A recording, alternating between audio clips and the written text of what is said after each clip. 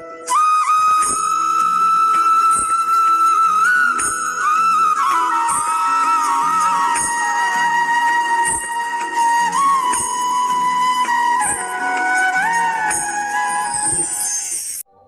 শ্রীকৃষ্ণ বন্ধুরা আজ এই ভিডিওতে এমন একটি কাহিনী তুলে ধরতে চলেছি যে কাহিনীতে ভগবান শ্রীকৃষ্ণের বলা সবচেয়ে মূল্যবান কথাটিকে তুলে ধরব এবং যেখানে আপনারা জানতে পারবেন যে ভগবান শ্রীকৃষ্ণের সাথে সম্পর্ক মজবুত করতে আমাদের কি করা উচিত এবং কি করলে ভগবান শ্রীকৃষ্ণ তাকে অত্যন্ত আপন করে নেয় এবং তার সম্পূর্ণ ভার গ্রহণ করে। এই কথা স্বয়ং ভগবান শ্রীকৃষ্ণই একবার তার এক ভক্তকে বলেছিলেন যে কি করলে তার সাথে ভক্তের সম্পর্ক অত্যন্ত মজবুত হয়ে যায় এবং যার ফলস্বরূপ সেই ভক্তের জীবনে আসে অপার শান্তি ও সুখ। সেই ভক্তের জীবনে যাই আসুক না কেন ভগবান সেই সমস্যা অবশ্যই দূর করে দেয় এবং তার আশেপাশে সবসময় তার বন্ধুর মতো থাকে ও সাহায্য করে। তাহলে চলুন দেরি না করে জেনে নেওয়া যাক এই কাহিনীটি, যেটা দ্বারা আপনারা জানতে পারবেন ভগবানের বলা সেই অমূল্য কথাটি। বন্ধুরা, ভিডিওটিতে এগোনোর আগে আপনাদের কাছে একটু অনুরোধ রাখছি, আপনারা যদি এই চ্যানেলে প্রথমবার এসে থাকেন তাহলে অবশ্যই চ্যানেলটি সাবস্ক্রাইব করবেন এবং বেল বাটনটি অন করে দেবেন যাতে সমস্ত ভিডিওর নোটিফিকেশন আপনার কাছে পৌঁছে যায়। ভিডিওটি দেখে যদি ভালো লাগে তাহলে অবশ্যই একটি লাইক করবেন এবং সবাইকে শেয়ার করবেন যাতে তারাও ভিডিওটি দেখে উপকৃত হয় এবং কমেন্টে জয় শ্রীকৃষ্ণ লিখতে ভুলবেন না। এবার এক মনে কাহিনীটি শুনুন। একবার একজন শিষ্যের আগমন হলো গুরুদেবের আশ্রমে। সে এসে বলল, গুরুদেব, আপনি যেরকম বলবেন আমি তো সেরকমই করব, আর সেই নিয়ে আমার মনের মধ্যে একটুও দ্বিধা নেই। কিন্তু আমি জানতে চাই যে আমি যে পথে চলছি সেই পথে আমি আমার লক্ষ্যটি পাবো কি পাবো না। আমার সফলতার যে উদ্দেশ্য আছে সেটা কি কখনো পূরণ হবে নাকি হবে না, এটাও তো আমার জানার অধিকার আছে। আর আমি এটা বুঝতে পারছি না যে এই জিনিসটা আমার জীবনে কিভাবে ঘটিত হবে। গুরুদেব শুনে বললেন, আচ্ছা, এটা তো অনেক সহজ ব্যাপার। তুমি প্রত্যেক দিন রাতে কাগজ একটা জিনিস লিখে আমার কাছে এনে দেবে। ওখানে লেখা থাকবে প্রত্যেক দিন তুমি কিরকম অনুভব করছো এই আশ্রমে থেকে, আর আমরা যে আলোচনাগুলো করছি সেগুলো থেকে। শিষ্য বলল, এইটুকু ব্যাপার? এটা তো আমি প্রত্যেকটা দিনই করতে পারি, কোনো সমস্যা নেই। গুরুদেব বললেন, ব্যাস, তাহলেই তো হয়ে গেল। প্রত্যেক দিন এটা লিখে তুমি আমার কাছে নিয়ে আসো। প্রথম দিন শিষ্য একটি কাগজে লিখে গুরুদেবের ঘুমানোর আগেই সেই কাগজটি তার কাছে রেখে গেল। গুরুদেব কাগজটিকে নিলেন এবং শিষ্যের সামনে ছিঁড়ে ফেলে দিলেন। শিষ্য এটা দেখে অবাক হয়ে গেল যে গুরুদেব এরকমটা কেন করলেন। দ্বিতীয় দিন আবারও সেই একই ঘটনা ঘটল। রাতের বেলা যখনই সে কাগজ নিয়ে আসে গুরুদেব সেটা তার সামনেই ছিঁড়ে ফেলে দেয়। এরকম করে প্রতি সপ্তাহে এই একই ঘটনা ঘটতে লাগলো। 1 মাস পর্যন্ত এরকম চলল। এরপরে শিষ্যের রাগ হয়ে গেল যে প্রত্যেক দিন সে তার অনুভবকে লিখে নিয়ে আসছেন আর গুরুদেব এক মুহূর্ত সেটা দেখছে না, বরং ছিঁড়ে ফেলছে। 1 মাস পরে যখনই গুরুদেবকে সেই কাগজটি দেওয়া হলো, গুরুদেব শেষ কাগজটি খুললেন এবং খুলে সেটা পড়লেন। শিষ্য লিখেছিল, এতদিনে আমি একটা জিনিস বুঝতে পারলাম যে এই ব্রহ্মাণ্ড এবং আমি একসাথেই চলছি, আমরা কেউই কিন্তু আলাদা নই। গুরুদেব এটা পড়ার পরে সেটা ছিঁড়ে শিষ্যের হাতে দিল এবং তাকে বলল, এবার আর প্রত্যেক দিন তোমার লেখার দরকার নেই, তুমি প্রত্যেক মাসে একটা করে কাগজ লিখে আমার কাছে নিয়ে আসবে। তারপরে শিষ্য তাই শুরু করলেন। পরের মাসে যখন কাগজটি আনা হলো তখন গুরুদেব সেটা পড়লেন। সেটাতে লেখা ছিল, এখানে কেউ জন্মও নিচ্ছে না, মরেও যাচ্ছে না, আত্মা অবিনশ্বর।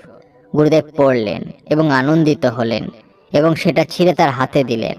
তারপর বললেন, ঠিক আছে, এরপর আবার পরের মাসে এসো। তার পরের মাসে যখন শিষ্য গুরুদেবের কাছে কাগজ নিয়ে আসলো তখন গুরুদেব সেটা খুলে পড়লেন। তাতে লেখা ছিল, যাবতীয় সফলতা যা আমি পাওয়ার চেষ্টা করছিলাম এবং এখনো করে যাচ্ছি, সেই সফলতাগুলোর পিছনে আমি আর বেশি মনোযোগ দেই না। আমার আসল উদ্দেশ্য হচ্ছে আমি প্রতিদিন যেইটুকু কর্ম করি আমি সেই কর্মের উপরেই লিপ্ত থাকি। এই কর্ম সবসময় আমাকে আমার ভগবানের কাছে থাকতে সাহায্য করছে এবং ভগবানই আমাকে সেই ভালোবাসা, সেই প্রেম দিচ্ছে, যার কাছে সফলতাকে আমার অনেক তুচ্ছ বলে মনে হচ্ছে। যদি সেই সফলতা আমি কোনোদিন পেয়েও যাই তাহলে সেটা আমাকে এতটা আনন্দিত দেবে না যতটা এই চেষ্টাটা আমাকে আনন্দ দিচ্ছে। গুরুদেব উঠলেন এবং শিষ্যকে গলায় ধরে আলিঙ্গন করে বললেন, এটাই হচ্ছে তোমার আসল উত্তর। অনেক সময় জীবনে যখন তুমি কোনো জিনিসকে জানতে চাও যেটা কি করে ঘটিত হচ্ছে, তখন জীবনে অনেক সময় শুধু সেই উত্তর খোঁজার পিছনেই চলতে থাকো। কিন্তু যখন মানুষ আস্তে আস্তে শিখতে আরম্ভ করে এই অভ্যাসের মাধ্যমে, তখন সেই আসল জিনিসটা জেনে যায়। তুমি এটা 4 মাসে জেনে গেলে, কিন্তু অনেক মানুষ এটা 4 জন্মেও জানতে পারে না। এটাই শ্রীমদ্ ভগবদ গীতায় বলা ভগবান শ্রীকৃষ্ণের একটি বিরাট বড় শিক্ষা। তোমার উপলব্ধি হচ্ছে এটাই তোমার সফলতা। আসল সফলতা তো সেখানেই রয়েছে, যখন কেউ অনেক চেষ্টা করবে কোনো জিনিসকে পেতে, তখন সেই চেষ্টা তার সাথে ভগবানের সম্পর্ককে মজবুত করে ফেলবে। আর তখন আর এটা মনেই হবে না যে যেই জিনিসের পেছনে আমি এত দৌড়াচ্ছিলাম সেটাতে বেশি সুখ, নাকি যেই চেষ্টাটা আমি করছিলাম সেটাতে বেশি সুখ।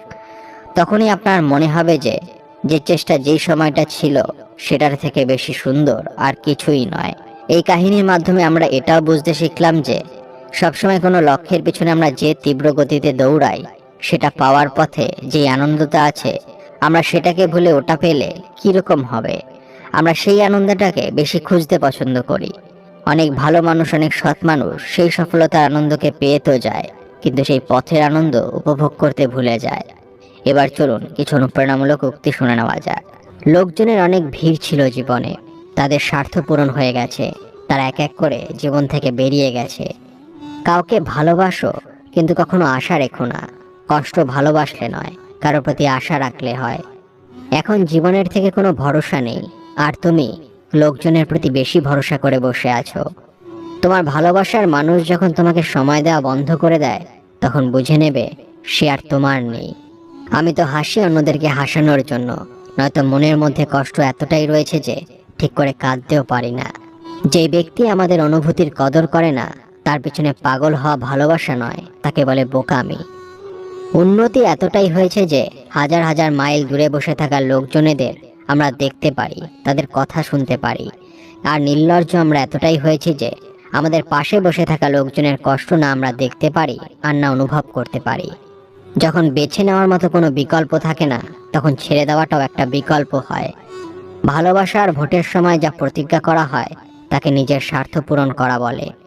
তুমি কারোর কাছে সহজলভ্য হয়ে যাও না, তাহলে লোকজন তোমাকে সস্তা মনে করে নেবে।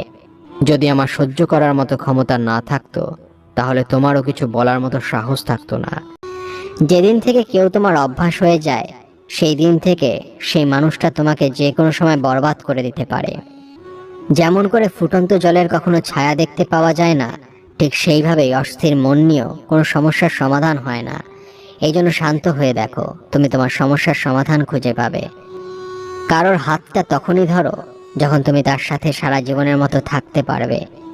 ক্রোধ সবসময় মূর্খতা দিয়ে শুরু হয়, আর সবসময় অনুতাপের সময় শেষ হয়।